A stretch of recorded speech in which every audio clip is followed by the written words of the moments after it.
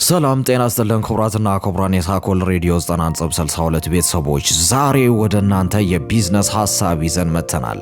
አብዛኛውን ጊዜ በሀገራችን ኢትዮጵያ ያሉትን ያለፈላቸውን በጣም ንጥጥ የሚባሉትን ሚሊዮነሮች፣ ቢሊዮነሮች፣ የትላልቅ መኪኖች፣ የትላልቅ ህንፃዎች እንዲሁም የትላልቅ ቢዝነስ ባለቤት የሆኑትን ሌጀንድ የሚባሉ ሰዎችን ስለ ቢዝነስ አይዲያ ስንጠይቃቸው መነሻቸውን ይነግሩናል። መነሻቸው 100 ብር እንደነበር፣ መነሻቸው 50 ብር እንደነበር እንደውም አንዳንዶቹ በእነሱ ጊዜ አንድ ኩንታል ቡና 2 ብር እንደነበር በዛ እንቅስቃሴ እንደጀመሩ፣ አንዳንዶቹ ደግሞ በ5 ብር ቃንጫ ጀምሮ ዛሬ ላይ ይሄን ያክል ትልቅ ንብረትና ሀብት መመስራት መገንባት እንደቻሉ ይነግሩናል። ግን የማይመልሱት ጥያቄ አንድ ነው። አብዛኛውን ጊዜ እኛ ስለ ቢዝነስ ሐሳብ ልንጠይቃቸው ስንሄድ በአካውንታችን ላይ 500 ሺህ ብር ይዘን ሊሆን ይችላል፣ 200 ሺህ ብር ይዘን ሊሆን ይችላል፣ ምናልባትም ደግሞ 100 ሺህ ብር ይዘን ሊሆን ይችላል። እነሱ ከጀመሩት ከነሱ ጅማሬ አንጻር ስንመለከት የኛ በጣም ህልማቸው ላይ እንኳን በዛ ሰዓት የማያስቡት ያክል ሀብትና ንብረትን ነው እኛ ወደ እነሱ ይዘን እየሄድን ያለ ነው። ግን አንድም ፍንጭ አይነግሩንም። የነሱን መረጃ ይነግሩናል፣ ግን ሚስጥራቸውን አይነግሩንም። እኔ ግን እነሱ የማይነግሯችሁን አብዛኞቹ ባለሀብቶች የሚደብቁትን ሀብት መንገድ ወይም ደግሞ የቢዝነስ መንገድን እነግራችኋለሁ። በጥሞና ተከታተሉኝ እስከ መጨረሻው ድረስ።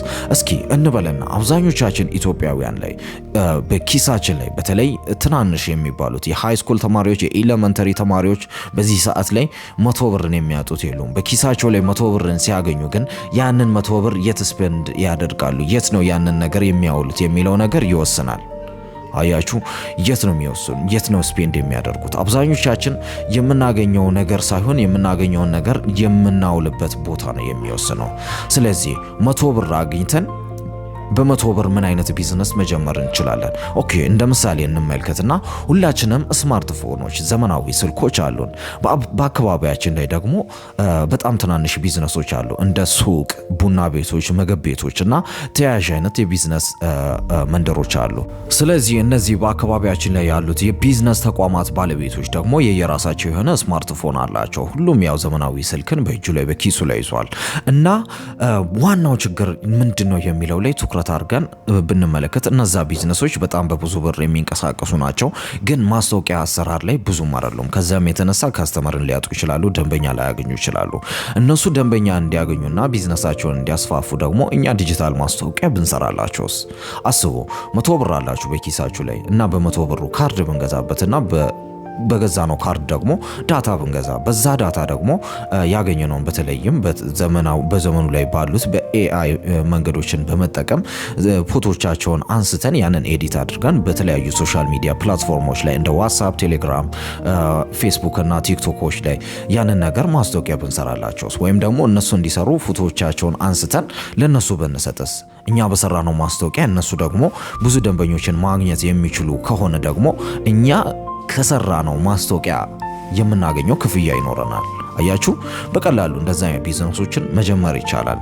እኔ አሁን ብር በሌለበት ቢዝነስ ይጀመራል እያልኩ አይደለም። ነገር ግን ባገኘነው መጠን ማንኛውንም ቢዝነስ ማንቀሳቀስ እንችላለን። ዋናው ሐሳብ ነው። ስለዚህ ብዙ ጊዜ ባገኘነው ነገር ምን ማድረግ እንችላለን የሚለውን በተለይም በማህበረሰቡ መሃል ላይ ያለውን ትላልቅ ችግሮችን እንዴት መፍታት እንችላለን የሚለውን ነገር ራሳችንን እንጠይቅ። በእርግጥም ያንን ነገር ውስጣችን እኔ መፍታት እችላለሁ ካለ እዛ ጋ ነው ቢዝነሱ የሚጀምረው። ክቡራትና ክቡራን፣ ስለዚህ አስቡት እስኪ። ያንን ቀላል ምሳሌ ውሰዱትና ስቶክ አታረጉም፣ እቃ አትገዙም፣ ቤት አትከራዩም፣ ለመንግስት ግብር አትከፍሉም። ያላችሁን ስልክ ብቻ በመጠቀም እንደዛ አይነት ቢዝነሶችን ሰርታችሁ ክፍያ ልታገኙበት ትችላላችሁ። አያችሁ፣ አብዛኛውን ጊዜ እኛ ትንሽ ነገር ስናገኝ ስፔንድ የምናደርግበት በጣም ሌክዠሪ የሆኑ ነገሮችን መግዛት ላይ ትኩረት እናደርጋለን። እያንዳንዳችን የምናደርገው ነገር ለራሳችን የሚሆነው ነገር በብዙ ሺዎች የሚንቀሳቀስ ነው። ግን ያንን ነገር ወደ ቢዝነስ መለወጥ ብንችል ሁላችንም መለወጥ እንችላለን። ስለዚህም የንግድ ሚስጥር ያለው እዚህ ጋር ነው። አንድ ነገር ሀሳብ ሲመጣልህ ምን ልሽጥ ብለህ አትጀምር። እንግዲህ እንዲህ ብለህ ጀምር። ሰዎች ምን ለማድረግ ይቸገራሉ? ችግር ላይ ትኩረት አድርግ። ከዚያ በኋላ ያንን ችግር በቀላሉ መፍታት እችላለሁ ወይ የሚለውን ራስን ስትጠይቅ አዎ ብሎ ውስጥ መመለስ ከቻለ እዛ ጋ ነው ቢዝነስ የሚጀምረው። ሰዎች ብዙ ጊዜ ንግድ ለመጀመር ገንዘብ ይፈልጋሉ። አሁን ገንዘብ ያስፈልጋል፣ ግን በአንድ ጊዜ ሚሊዮኖች፣ ቢሊዮኖች በየትም አይመጡም። ከሰማይ ዱብ የሚል ገንዘብ የለም፣ ገንዘብ የሚገነባ እንጂ። ስለዚህ ገንዘብ ከመፈለግ በፊት ችግር እንፈልግ። ችግር ካገኘ መፍትሄን ፍጠር። መፍትሄ ካለ ደግሞ ደንበኛ ማግኘት ትችላለህ።